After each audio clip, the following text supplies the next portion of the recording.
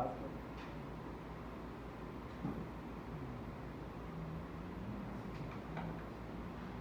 Bom, a mensagem que eu trouxe hoje é um resumo de um dos livros da Bíblia. É um resumo de um livro que contém uma parte histórica, né? E ao longo da mensagem, alguns textos eu vou fazer a leitura para contextualizar, para nós podermos interpretarmos. Mas, como é um livro relativamente curto, né, são 4 capítulos, então eu recomendo, né, que após a mensagem, quando vocês tiverem tempo, hoje ou amanhã, ou durante a semana, ler o livro na íntegra. É o livro de Ruth. Vamos ler então, vamos abrir nossas Bíblias e ler o livro de Ruth.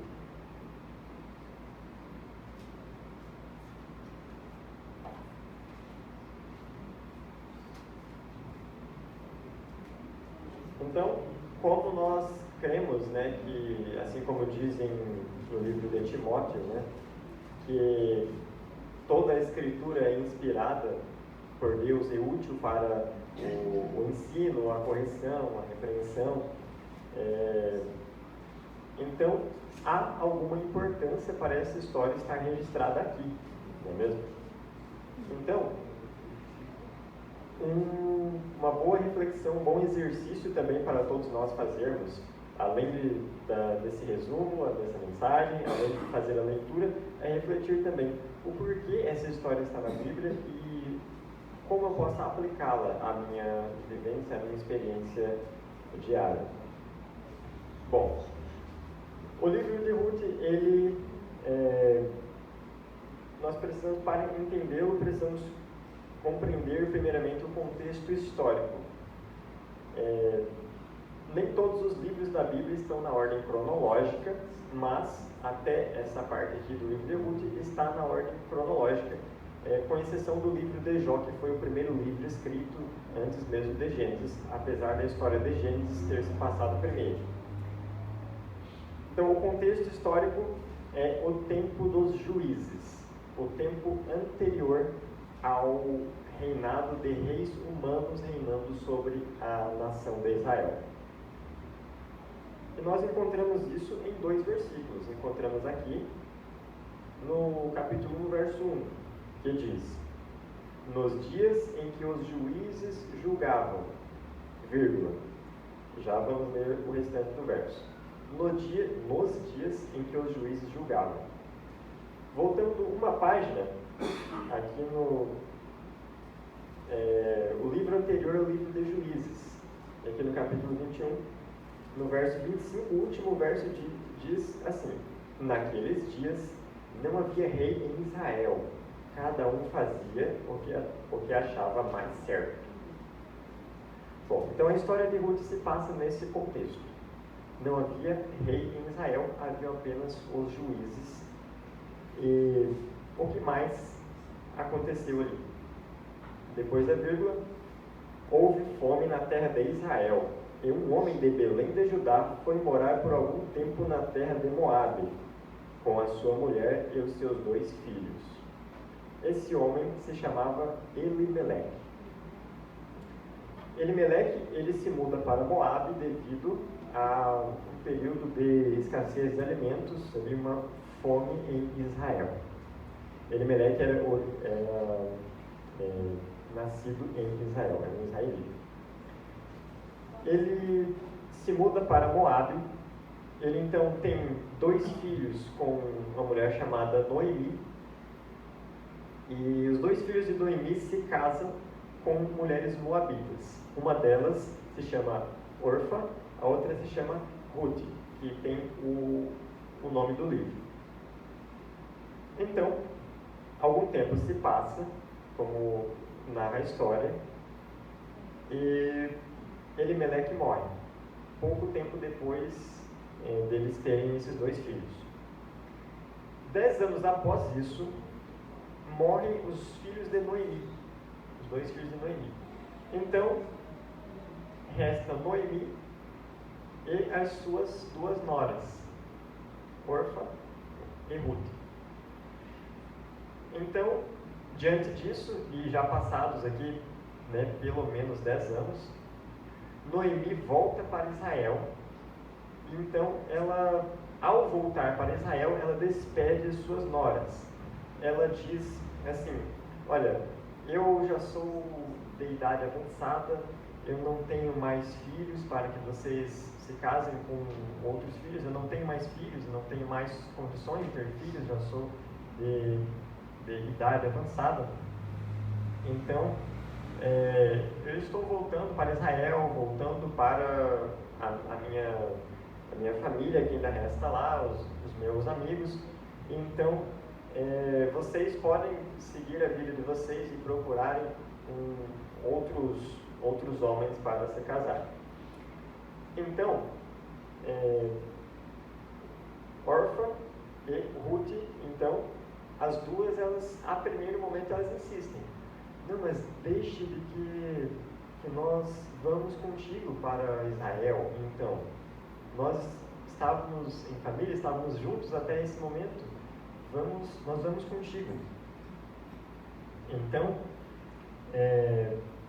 Noemi repete as mesmas coisas, diz o relato, e Ruth, então, ela continua grandemente insistindo, apesar de Orfa ter desistido. Orfa, ela, a primeiro momento, disse: não, eu vou contigo, mas depois ela mudou de ideia. Ela, então, pega e desiste e volta para o seu povo e volta para servir a seus deuses. Ela, então, abandona tudo aquilo que ela havia aprendido, abandona a adoração ao Deus verdadeiro e volta a servir os seus deuses, de seu povo, de sua cultura. Porém, Ruth insiste, e vai com ela até Belém. Ruth, faz ali um pacto com ela, um propósito com ela, e diz: eu irei contigo, não importa o que aconteça. E ao ler o relato, vocês verão que ela insiste mesmo. Ela diz: bom, nós estávamos juntos até esse momento, então nós vamos até o final.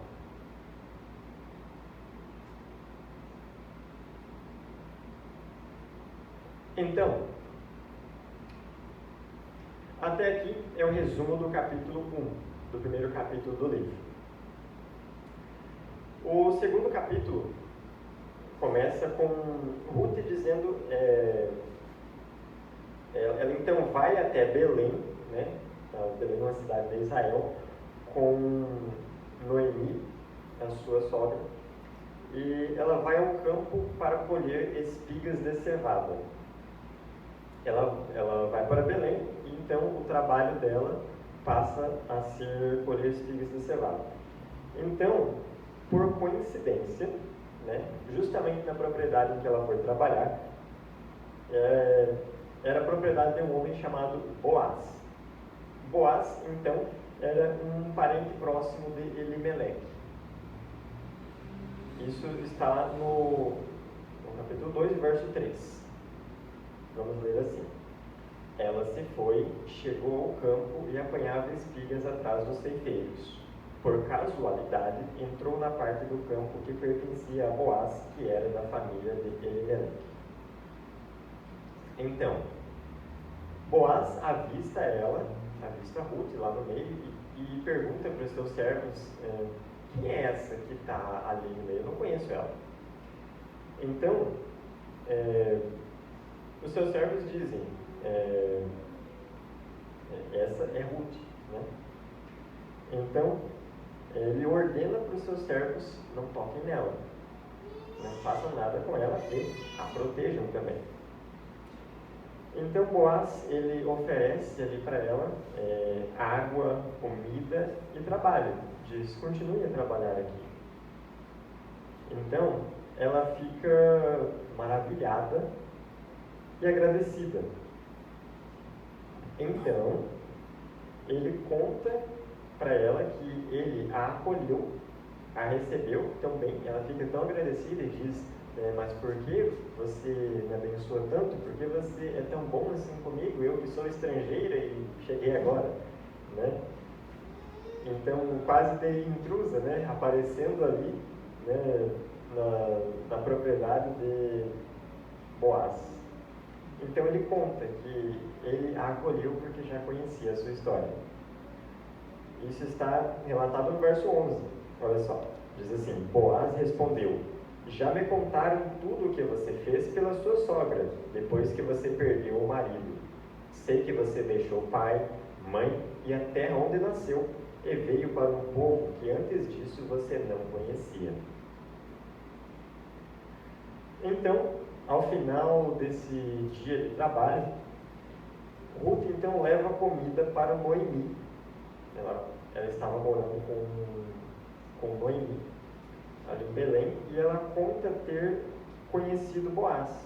Ela diz que foi trabalhar e conheceu um homem chamado Boaz e contou o que ele fez por ela. Aí Noemi, então, ela também conta: não, eu conheço ele é parente de Elimeleque. Então, Ruth segue colhendo espigas até o fim da colheita da cevada e do trigo. Isso está lá no verso 23.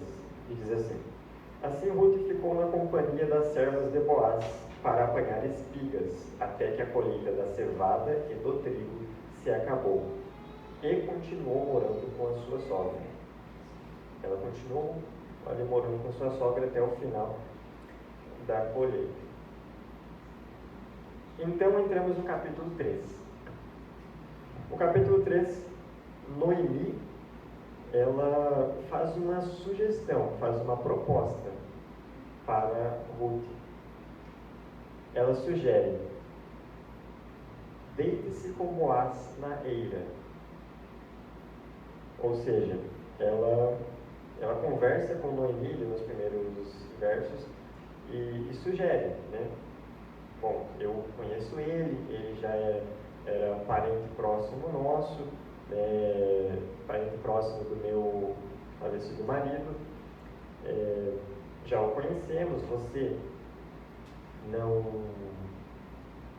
não tem marido, ele também não tem uma esposa. Então, Ruth então aceita essa sugestão. E ela vai e faz, como diz o relato bíblico, exatamente tudo o que Noemi sugeriu. Tudo que ela disse: faça assim, ela foi e fez. Boaz, então, ela vai e na eira ela vai à noite, então isso já era depois da colheita. Ela se deita aos pés de Boaz enquanto ele estava dormindo, e no meio da noite, então, Boaz, ele acorda e se assusta, e ele vê: nossa, quem tinha? De repente apareceu alguém aqui, né? Então, ele se assusta e pergunta, né? E eles começam a conversar ali. Então, Boaz, ele entende ali o acontecido e ele busca, então, a confirmação da vontade divina. Talvez se até esse ponto da história você não conseguiu enxergar nenhuma aplicação, nenhum princípio, né? Pelo menos aqui nesta parte você vai ter um bom exemplo. Porque Boaz, ele busca a confirmação da vontade divina. Nós vamos ler. Capítulo 3, verso 12 e 13. Olha só o que ele diz, depois dessa conversa no meio da madrugada. Ele diz assim: sim, é verdade que eu sou resgatador, mas há ainda outro resgatador que é parente mais chegado do que eu. Fique aqui esta noite, pela manhã, se ele quiser resgatar você, muito bem, ele que eu faça. Mas se ele não quiser, eu o farei, tão certo como vive o Senhor. Deite-se aqui até de manhã. Então, o que Boaz faz? Ele entrega o caso inteiramente nas mãos do Senhor. Ele simplesmente diz para Ruth: olha, segundo a sua proposta, segundo aquilo que você deseja, eu sei que nessa terra só tem 2 homens que podem atender a essa sua necessidade. Só existem 2 homens. Um eu conheço e o outro eu sei que sou eu. Ele diz isso para o outro. Boaz, ele entrega inteiramente nas mãos do Senhor. Ou seja, aconteça o que for o melhor. Aconteça o que Deus ordenar que aconteça. A vontade do Senhor irá acontecer. Um testemunho de fé. Ruth, então, retorna para casa com o presente de Boaz. Boaz, ele presenteia ela ali com farinha de cevada. Então, Noemi aconselha Ruth, então, a aguardar a resposta. Ela diz, já que Boaz lhe fez essa contraproposta, então, aguardemos então a resposta. E vamos ler o verso 18 que diz: Então Noemi disse, espere, minha filha, até que você saiba em que darão as coisas, porque aquele homem não descansará enquanto não resolver este caso ainda hoje. Então, Boaz, ele vai e prova a situação. Ele coloca a situação em xeque-mate, né? Ele comunica o seu conhecido sobre Ruth, né? Ele comunica que também tudo o que a família, né, Noemi, Ruth e ele estavam envolvidos e queriam fazer. Noemi, ela estava vendendo suas terras que ela havia herdado do seu falecido marido. Então, ele propõe para aquele homem, que na Bíblia não é mencionado o nome dele, apenas ele é mencionado como fulano, né? Não sei porquê também, que não tem o nome dele, mas foi oculto aqui. Então, Boaz, ele diz para ele que ele deveria comprar, né? Foi proposto para ele comprar estas terras que Noemi estava vendendo. E se ele comprasse as terras, ele deveria se casar com Ruth. Isso está escrito no capítulo 4, agora, no verso 5, que diz assim: Boaz, porém, lhe disse: No dia em que você receber essas terras da mão de Noemi, também terá de receber Ruth, a moabita, já viúva, para perpetuar o nome do esposo falecido na herança dele. Então, o relato segue dizendo que o homem disse: Bom, até queria comprar as terras, mas nesse caso eu não posso fazer nada. Nesse caso eu não posso ajudar. Então, porque assim eu prejudicaria minha própria herança. Então, faça você uso desse meu direito. O homem, então, recusa a proposta e cede todos os direitos para Boaz. Ele, então, entrega completamente, né? Eu não aceito a proposta. E como a história termina, Boaz, então, recebeu a sua, sem sombra de dúvidas, aprovação divina, né? E ele tem essa confirmação, né? Após ter entregue inteiramente nas mãos de Deus, para que Deus mostrasse, né, aquilo que era mais adequado. E ao final da história, então, Boaz se casa com Ruth, né? E tem um filho com ela. E esse filho recebeu o nome de Obed. Então, e ele foi o pai de Jessé, que foi o pai de Davi, do rei Davi, que foi, né, que seguindo a descendência chegou em Jesus Cristo. Depois de Davi teve esse filho Salomão, depois né? E segue até Jesus Cristo. Então, esse é um resumo da história, um resumo do livro. Podemos aprender algumas lições interessantes. E, mais uma vez, recomendo, façam a leitura na íntegra de todo o livro e reflitam sobre essas lições. Amém? Então, vamos cantar todos de pé o hino número 69.